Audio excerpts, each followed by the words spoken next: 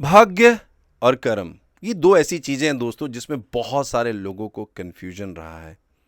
कोई कहता है कि भाग्य है तो कर्म करने की जरूरत नहीं है, और कोई लोग कहते हैं कि भाग्य होने से कुछ नहीं होता दोस्तों, कर्म नहीं करोगे तो आपका भाग्य भी साथ नहीं देता। मगर इन दोनों सवालों के बीच में ना जवाब कभी किसी के पास क्लियर आया ही नहीं। एक्चुअल में क्या चीज होती है और क्या चीज बनाई गई है इस धरती पर भगवान के द्वारा, ये हम इस वीडियो में आज समझते हैं।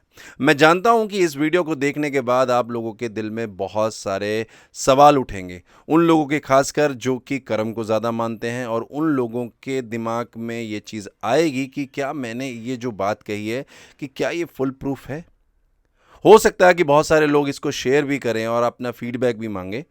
मगर मैं आप सबसे रिक्वेस्ट करूंगा कि आपका फीडबैक जो भी हो, आपके दोस्तों की तरफ से या आपकी फैमिली वालों की तरफ से, आप ज़रूर उसको हमारे इस चैनल पर, इस वीडियो पर, अगर रील पे देख रहे हैं तो आप वहाँ पे कमेंट कर सकते हैं, या अगर यूट्यूब पे देख रहे हैं तो आप मुझे वहाँ पे कमेंट करके बता सकते हैं कि आपको इस वीडियो को देखने के पश्चात कैसा महसूस हुआ और क्या आप अग्री करते हैं या डिसएग्री करते हैं।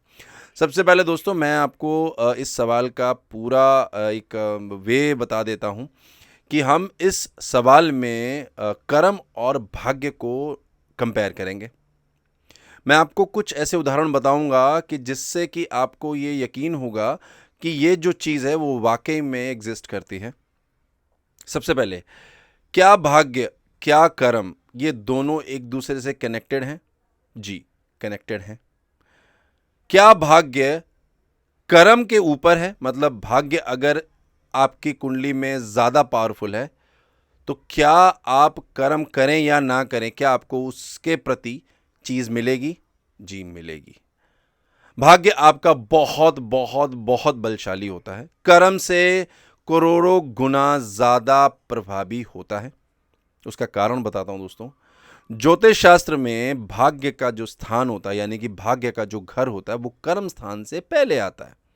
भाग्य का स्थान नवा है, यानी कि नवम भाव है, और कर्म का स्थान दसम भाव है। आप अगर इस चीज को समझें कि जो भी चीज हम इस धरती पर करते हैं वो हमारे इसी कुंडली के अनुसार होता है। हमारे प्रारब्ध क्या थे, मतलब हमारे संचित कर्मा क्या थे, या प्रारब्ध क्या थे, मतलब पुराने जन्म में हमने जो कर्म किए, जो डीड किए, पास्ट लाइफ डीड्स की, उसके प्रति हमारे इस जन्म में क्या दायित्व बन रहे हैं, वो हमारे प्रारब्ध या संचित होते हैं, कर्मा होते हैं।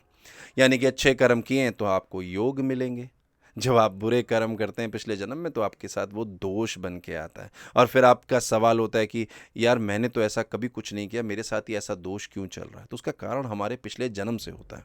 खैर, वो चीज़ अलग है। पहले हम समझते हैं कि क्या भाग्य और कर्म दोनों के साथ में अगर हम कोई कंपैरिजन करते हैं तो कौन जीतेगा। देखो दोस्तों, मैं आपको कुछ उदाहरण देने जा रहा हूँ, उसको समझना।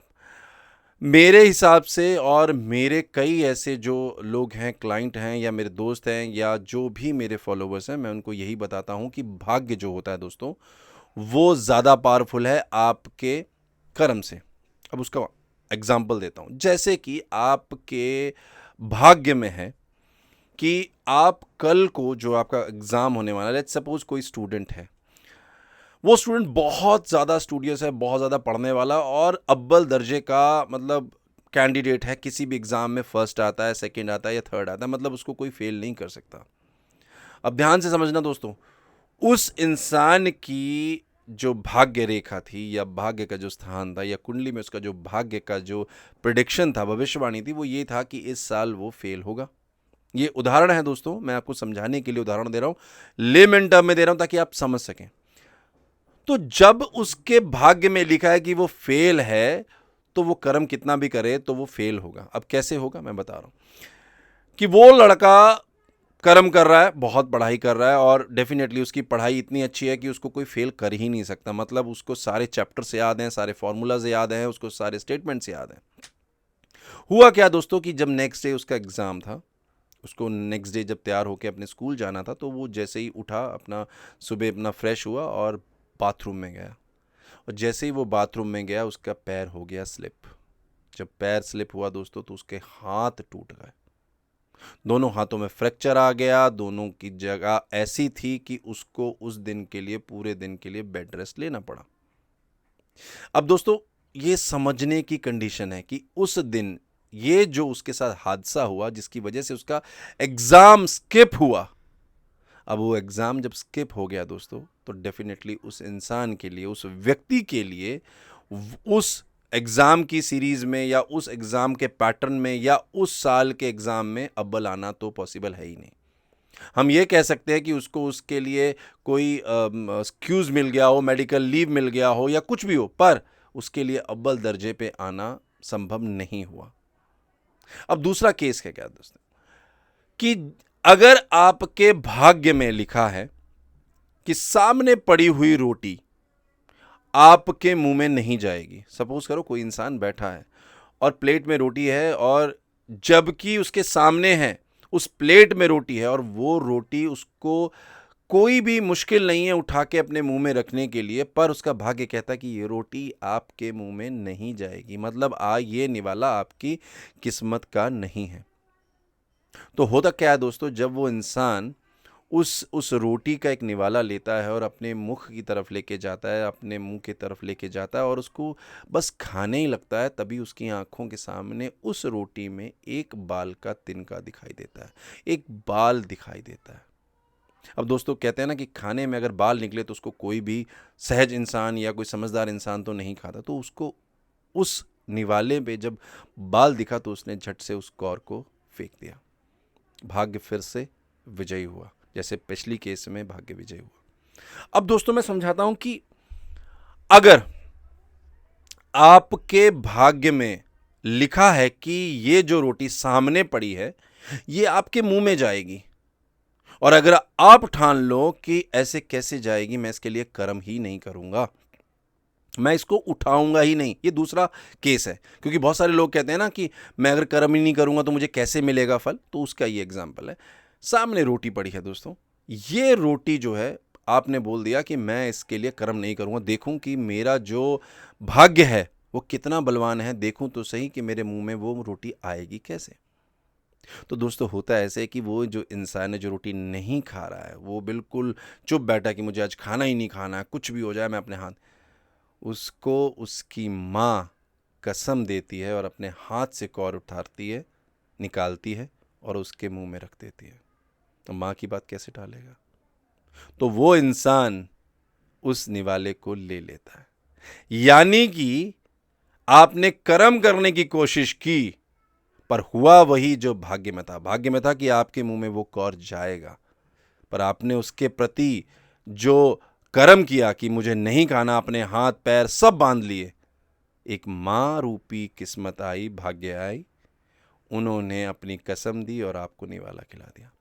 तो इसका अर्थ क्या हुआ दोस्तों, अर्थ ये हुआ कि अगर भाग्य में आपके कुछ लिखा है तो आप उसके लिए उठोगे और कर्म करोगे, और अगर वो किस्मत में लिखा है नहीं होगा तो आप उठोगे भले ही, करोगे भी कितना, पर अंत रिजल्ट नहीं मिलेगा, एंड रिजल्ट नहीं मिलेगा। भाग्य इतना प्रभावी है दोस्तों कि इंसान की पूरी मेहनत पानी में चली जाती है और अंत में वो ये कहता है इसके लिए मेहनत तो मैंने जी चोड़ की, पर आखिर में बोलता है चलो भाग्य में नहीं था। याद रखो दोस्तों, जब हमारे ज्योतिष शास्त्र को लिखा गया, पराशर जी ने जब 12 भावों का वर्णन किया तो 9वें भाव को भाग्य दिया। पराशर जी गलत नहीं हो सकते कि कर्म से पहले भाग्य को दे दिया। तो भाग्य का स्थान अगर पहले है कर्म से, तो कर्म कैसे प्रभावी हो गया भाग्य से। अब इसका अर्थ ये कतई नहीं होगा दोस्तों कि आप कर्म करना छोड़ दो, क्योंकि आपको ये नहीं पता है दोस्तों कि आपके भाग्य में क्या लिखा है, और क्या पता आपके भाग्य में यह लिखा हो कि अगर इस फलानी चीज के लिए या इस पर्टिकुलर चीज के लिए आप इतने बार चक्कर लगाएंगे, आप इतने बार अपनी गाड़ी से जाएंगे, आप इतनी बार अपने स्कूटर से जाएंगे, आप इतनी बार भागेंगे, तो आपको वो चीज जरूर मिलेगी। ये आपके भाग्य में लिखा है पर आपको नहीं पता। तो आपको हमेशा करना यही है दोस्तों कि भाग्य के प्रति अपनी जो प्रेम है, अपनी श्रद्धा है वो रखनी ही है, पर इसका मतलब ये नहीं कि कर्म ना करो, क्योंकि कभी कभी ऐसा होता है दोस्तों कि जो चीज़ आपको मिलनी है वो कड़े परिश्रम, कड़े कर्म के पश्चात ही मिलता है। ये भाग्य में लिखा होता है। अगर आप भाग्य पढ़ लो पूरा तो फिर कुछ कर्म करने की ज़रूरत नहीं है। बट अगर आपने भाग्य नहीं पढ़ा है तो कर्म ज़रूर कर लेना दोस्तों। पर अगर अंत में आपको उसका रिजल्ट सही नहीं मिलता है तो आप अपने दिल को ये बात ज़रूर कह देना कि ये मेरे भाग्य का नहीं था, इसलिए नहीं मिला। पर वो जो कर्म किया उससे जो शिक्षा मिली, शायद वो शिक्षा आगे के किसी भाग्य के फल के प्रति जो परिश्रम करोगे उसमें वो सहायक होगी। तो ये था भाग्य और कर्म के बीच का कंपैरिजन। दोनों इंपॉर्टेंट हैं, बट प्रभावी हमारे जो जीवन में है वो भाग्य है। कर्म भी उतना ही इंपॉर्टेंट है, बट अगर दोनों को कंपैरिजन में लेके आओगे तो भाग्य हमेशा जीत जाएगा। सीताराम।